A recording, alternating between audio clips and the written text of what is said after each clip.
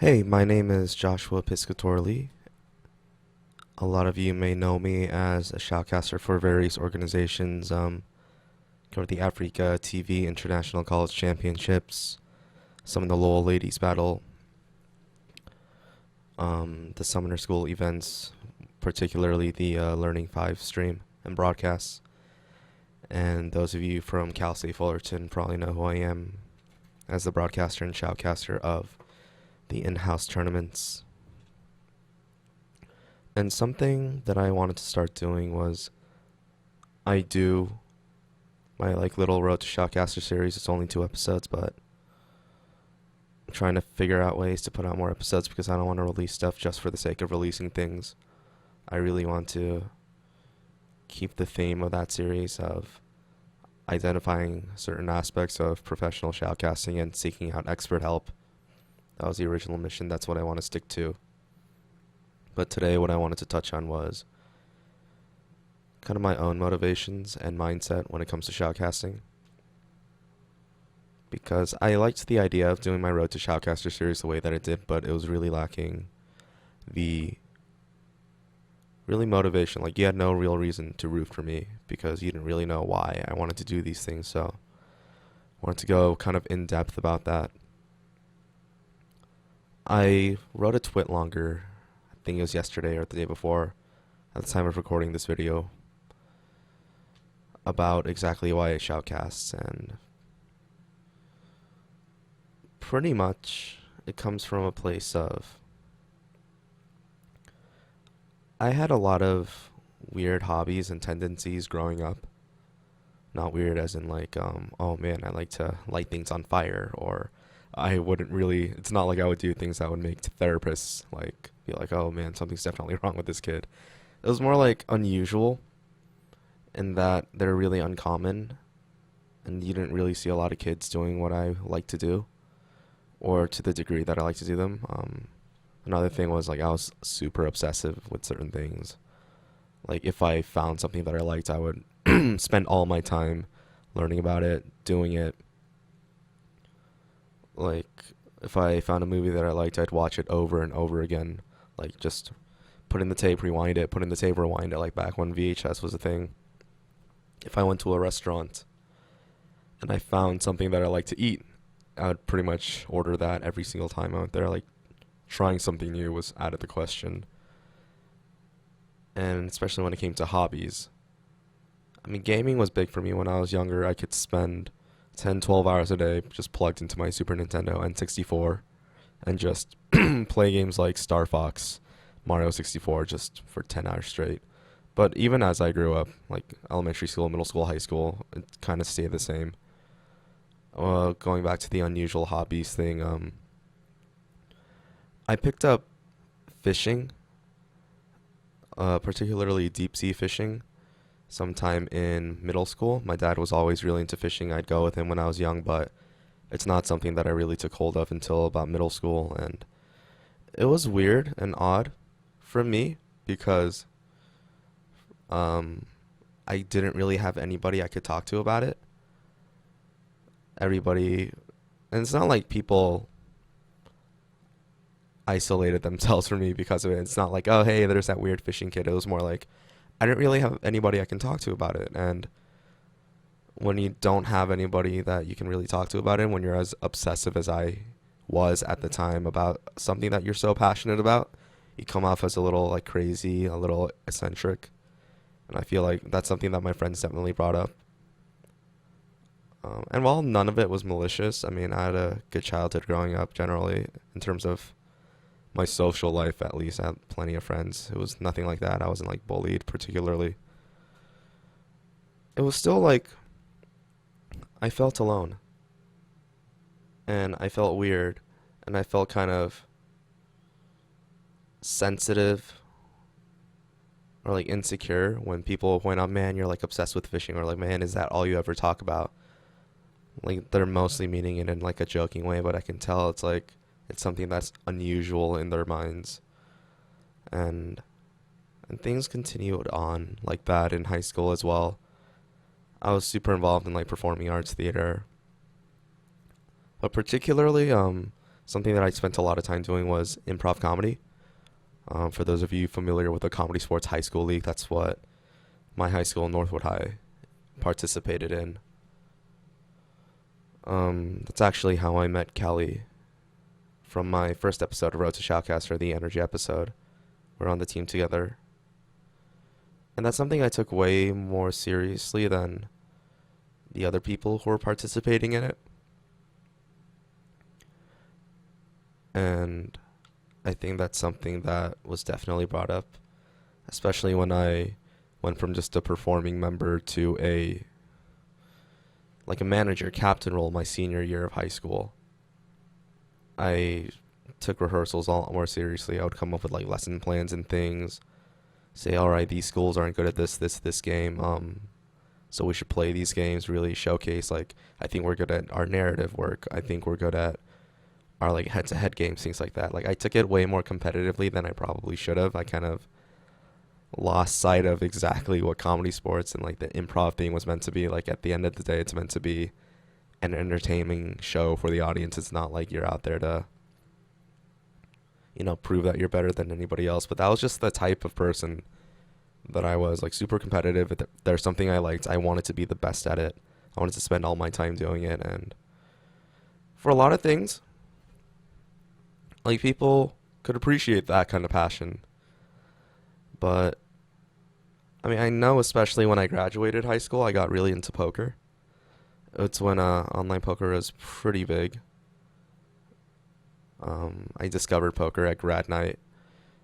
Like I remember they each gave us like, I don't know, 1,000 chips to start with, and they had like a little fake casino area, and I just kind of wandered over, saw some friends playing No Limit Texas Hold'em at a table. They're like, "Hey Josh, sit down, play with us." I'm like, I don't really know how to play. Like I've played on like Facebook or something. Seems like fun. And then I sat down and I pretty much sat at the table from 10 p.m. to 3 a.m. because I was just like obsessed with it. And then eventually that became more and more and more. I started playing online a lot. Started going to all these different home games.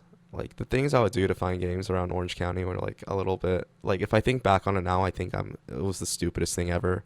I go on Craigslist, find games. Luckily nothing bad happened to me. I was never really in a situation where I felt unsafe, but the fact that I was going on Craigslist looking for underground cash games was a bit silly. I've made a lot of good friends from it, luckily, but at the same time, just realizing the risk of it was absolutely silly. Made a good amount of money doing it, so that was definitely a hobby that people kind of frowned upon. Like it went from like the whole fishing thing, like fishing's cool, it's like an outdoors thing, like my dad does it, so it's like cool. But then again, when you bring up something like poker, the immediate thing that people think about is, oh man, you're gonna become a gambling addict. I have an uncle who gambled his life savings away. His family like went homeless for a while. Like everybody has that like weird like gambling relative. So regardless of the results that I could show people or the fact that poker at the end of the day, while it does have a lot of variance, it's a skill game. It's something I couldn't really communicate with people. So the fact that I was so obsessed with it really gave people the wrong impression of me. I went from like passionate eccentric to like gambling addict in a lot of people's eyes, I think. And I didn't have a whole lot of like, I had friends who I played with, like I'd run like weekly games and stuff, but at the end of the day, there was nobody I could really talk to about it, like to the degree that I wanted to, like get really passionate or get excited about the game. Because at the same time, all the people that I play with, I mean, in poker, you're trying to take their money. So if you're trying to earn money, and I was earning like a decent amount at the time, I'm nothing like crazy, but like enough to make me want to like not talk strategy with people. Like, why would you want to tell these people that you're playing with, like week in, week out, like why their play was bad or why their check raise range here was not optimal, or like why this person is never bluffing in this spot and why certain bets are better in certain spots? Like, why would you want to discuss strategy with somebody who's like paying for your ability to go on vacations and like go on shopping sprees without thinking about it? Like, it just didn't make sense to me. So never really had an opportunity to talk to people about the game as much as I wanted to. But then when I got really busy in school and work, like there was a semester like right after I transferred to State Fullerton where I was working like almost like 30, 40 hours a week. I had an internship in a fourth grade classroom. And on top of that, I was going to school full time. So I pretty much had very little time to spend outside of all those responsibilities, but I found gaming. Like I grew up gaming, but I found like I guess serious gaming as a result of it since like after everything that I do, like working for like 6 hours doing an internship and then all of a sudden I have to like go to class at night. When I come home, like I want to do something to relax. I don't really feel like going out. So I started playing Call of Duty a lot. Like at the time it was Black Ops 2. So I started getting like more involved and then quickly I found the competitive side of it. And COD eSports was something that was still budding at the time. So it's something that it was really cool to kind of be a part of the scene that was blowing up. I remember going to LANs and feeling like the oldest person. Like I felt like an old creeper, even though the first LAN that I went to, I was only 22 years old at the time. Like I was only 22. I felt like the oldest person there, and I was probably the oldest player there. But it was cool because it was my first real foray into esports. I mean, I lived in Korea at the time of the Brood War peak, but at the same time, I was in like third, fourth grade. I wasn't really into gaming on that level at the time because my parents like really restricted it around that time. But finding a community like the esports community was so cool because all these people were super passionate about it. Like for once in a hobby, I feel like I wasn't the only one constantly yapping about something. I wasn't the only one who knew all the most random, intricate things about players, the game. Like it was almost stranger if you didn't know all of these things and if you weren't super excited about it. So being in an environment where I had something that I was excited about and having all those other people excited with me was it was something I'd been looking for a long time, and the fact that I found it there was unexpected, but it's something I latched onto and held onto very, very strongly. I tried to play COD as seriously as I could for the next year and a half or so, but those of you who have played COD on any sort of competitive level know that when Call of Duty Ghosts came out, the competitive scene took a massive hit due to the state of the game and the lack of real developer support. So right about the time of the COD Ghosts online qualifiers for COD Champs, after my team got knocked out, we're kind of like we completely disbanded. We stopped playing. And so later on during the summer, I just completely dropped the game altogether. And then in August of 2014, I found League of Legends. Like I had heard about it all this time. I knew what League was. For some reason, I always viewed it as like the nerdiest thing in the world, even though I knew that Season 3 Worlds had filled up the entirety of Staples Center within 15 minutes or something. But at the same time, it's nuts. It's a world that I knew very little. It was like the biggest thing I had never heard of, really. So on like August, I believe it was August 22nd, 2014, I played my first few bot games of League of Legends, and it took me a little while to warm up to, but something about the game was like super addicting. And it wasn't necessarily the game. It was the fact that all these people were super knowledgeable, super passionate, and so excited to play the game all the time. And it was just like a standard thing. It was everybody in the community, like particularly Reddit is the one I'm talking about. Subreddit is always hopping. I know there's a whole bunch of salt and like complaints on there a lot of the time, but that's just a sign of a super passionate community that loves the game and loves playing it. So it was something that I was drawn to pretty readily, and I played as much as I played a whole lot. Like right around the time of season 4 Worlds, I started playing a whole lot. Um, I barely knew what was going on at the time of the World Finals too. I knew that Samsung White was I didn't know that they were a massive favorite to win. I figured that it was going to be a close fought best of five, but everybody I talked to was like, no, Samsung White's just going to win, win, win, win, win. All these champions being locked in. I'm like, the only one I really knew, like, what was going on was Jana, because, like, she was, like, one of the two champions that I played. I think I played, like, Annie and Jana, and that was pretty much it. And, and yeah, I just played a whole lot. I started playing ranked as soon as I could. But the thing that really changed League of Legends for me was the shoutcasting. When I was trying to get better at League of Legends, I referred a lot to the community at a summoner school. And summoner school at the time would run these weekly workshops on weekends where 5 players they get a total of 10 players to play a custom game against each other. All the players would be around like a similar rank. But they'd have specific coaches watching each lane and taking notes on what you're doing so they can give you notes afterwards.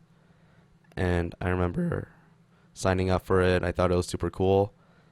And at the same time, they were also looking for people to cast. They're like, hey, if casting something that you might be interested in, like, let us know.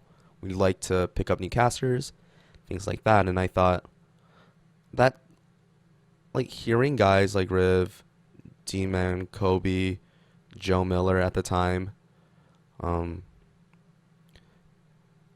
it was a different style of casting than what I've been so used to in terms of Call of Duty. In Call of Duty, there really doesn't seem like there's a whole lot to talk about in terms of narrative and story within games, since COD's kind of like a low skill cap game, and I think most pros would agree anyway, especially with the later iterations. There just really isn't a whole lot of depth that you can give to the game, but in League of Legends, like, you were getting all these crazy stories in game. The hype was something that I had never thought would be possible in an eSports setting. Guys like Riv screaming at the top of their lungs about Wild Turtle getting quadra kills, things like that were just absolutely entrancing. So I thought, yeah, shoutcasting seems like fun, but when I first approached it, I wasn't really uncomfortable. I really viewed it as an opportunity to learn more about the game itself, because at that time I feel like I was just interested in playing all the time. But the first time I did it, I thought, all right, this is something I could be really happy doing a lot of, because League of Legends, I fell in love with it so quickly, and it was like a disease, and I wanted to, like, spread it to other people. Like, I was like a zombie for it. Like, I wanted to bite people, infect people with it, and shoutcasting was a way to share that enthusiasm with people, and it's something that I was so enamored with right away. Every time the opportunity to cast another Summoner School workshop came up, I took it. I'd cast as many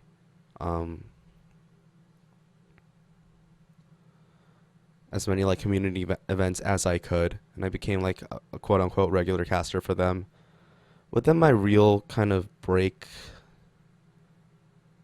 came from casting at State Fullerton.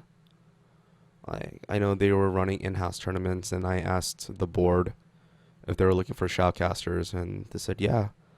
They liked what I did, picked me up as a regular, and that's when things started getting a lot more serious for me. Because at first, shoutcasting was something that I did for fun, but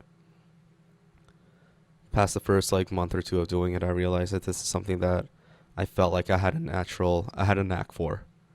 And something, I mean, most importantly, something I had so much fun doing.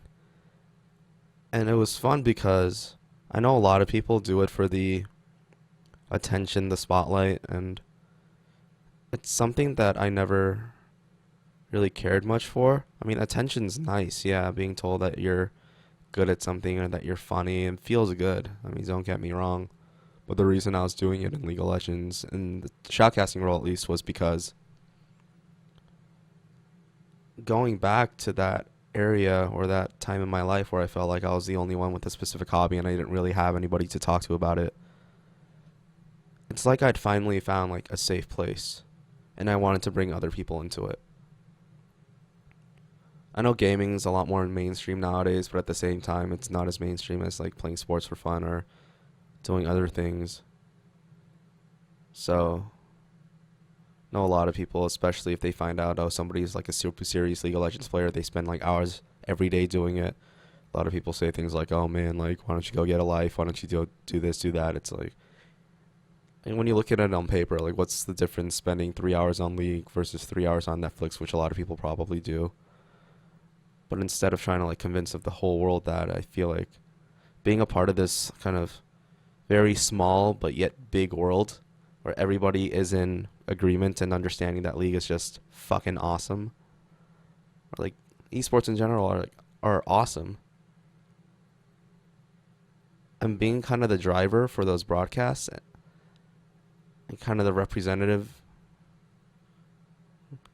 person that's able to say, this is a safe place. You get to be excited about this. I'm going to be excited with you. I'm going to take you on this journey. We're going to go on here together. We're going to watch this game. We're going to have a fucking great time.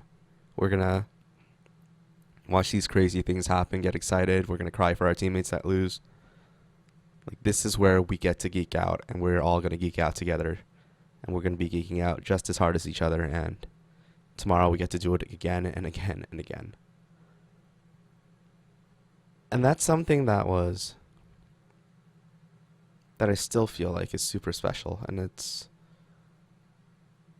truly an honor to be able to do, to get to connect to people like that, and to be able to kind of be that bridge between that person who thinks they have a weird hobby to a world where that weird hobby is everybody's life. I had spent almost 10 years working with people getting ready for a career in education, so ideas of nurturing, inspiration, mentoring people, creating safe places are something that have been instilled in me for a long time, and beliefs that I hold very, very close to my heart. So being able to, well, that's something that definitely translated over into my shoutcasting. Because, yeah, I did like theater and stuff in high school, and yeah, I loved the attention that it brought me at the time. But it's different now. I like being able to shoutcast, being told that, oh, I liked your cast, or I like when you said this is really cool as well, but at the same time, being given the opportunity, being given the opportunity to encourage people to get excited and happy for something that they want to be hyped over is really the reason why I do it. Having that safe place to go to where everybody has that common interest, where everybody's kind of cheering for the same thing for the game, maybe not the same teams, liquid or dry. But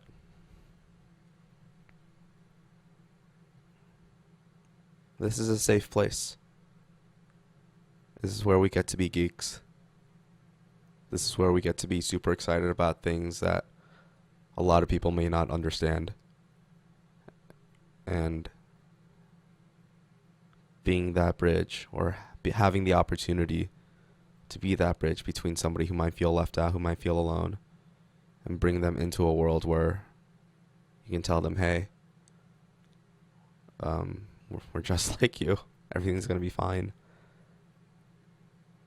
We're the ones you've been waiting for, and we've been waiting for you to join us too. So, welcome. This is a safe place. In a nutshell, that is why I shoutcast.